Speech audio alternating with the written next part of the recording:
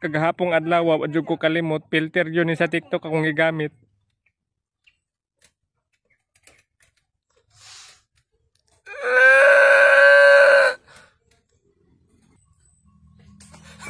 Kul tabang kul. Anong nagdagan-dagan man ka?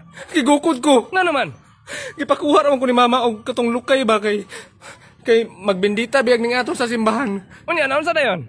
Gigukod ko kalit. Nya mang lukay ron, butong man lagi na. Tumoy man gud ang lukay niya. Kini nasa ubos kini lang akong gikuha. Kaamaw pa nimo. Alangan na. Hala, kinsa man ang chinito. Mura man na siya sigongyo. Dili oy siliminho man ata na. Pikot ka siya mata ba, mura siya kipap. Gani, hala malingi na. Ay, nga. Paaka naman lang pinig. Hala, napikot lagi ka bay. Ikaw mapud gani. Hala. Nga naman na inyong mga mata. Imong mata magani pod. Mojud. Saan mo kani pag-content? Puro man pikot. Karong adlaw guys. Sayo pa kay sa buntag no.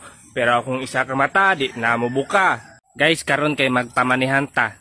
Dali lang nako ibutang o sa punuan sa lubi. Ay, 2. Punan lang akong piso kay abi pa lang tihik ra kita. 3. Naradre oh. Ay sa inyo kuha kadot lang ha. Lupad na. Kada pa nanay na mo.